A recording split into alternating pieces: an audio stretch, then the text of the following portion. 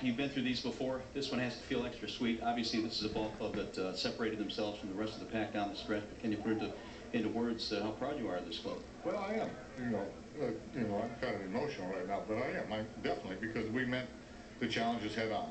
We had 12 games recently with the White Sox and the Indians, and we won all 12.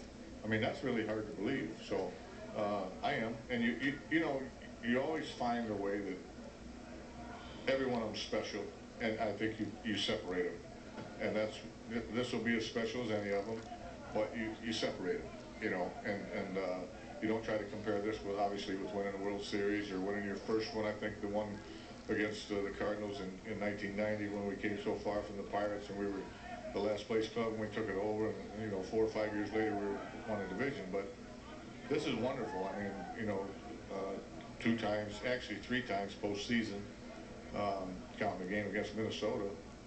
I'm thrilled. I mean, it's a great organization. It's very well run. We have the best ownership. And when I say the best, I don't know, maybe somebody's as good, but there's nobody better than Mr. Ilitch. We're very fortunate. And our general manager, what a hell of a job he did, trading deadline and post-trading deadline, to add some really quality people and players to our team is just fantastic. Jim, you've preached all season long that it takes 25 guys to win a championship, and it certainly, I think, is most appropriate that Don Kelly knocks in 2 of your 3 runs tonight. But talk about how important it is for you to keep guys involved and how proud you are of guys that maybe are not Miguel Cabrera or not Victor Martinez that have stepped up and done a great job this year. Well, I mean, you have to always be careful what you say because you don't want somebody to misinterpret it, because without Victor and Cabrera, we got no chance. Donnie Kelly wouldn't have had the chance to be a hero tonight. But I do believe that I'm as happy for him as anybody, because this is something that, he's not going to win a Gold Glove. He's never going to win a batting title. He's going to fight his fanny off all the time to make a team, but this will be a special memory for him forever. And it couldn't happen to a better guy. You've had some great players, and you have some great players on this team. Justin Verlander obviously is headed for a Cy Young. Miguel Cabrera certainly MVP worthy this season. But this is a core of players this year that has taken you a long, long way, and it has to be a joy to be able to write in some of the names in this lineup.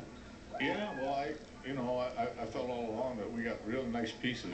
Donnie Kelly's part of this, Rayburn's part of it, Santiago, look how he stepped up.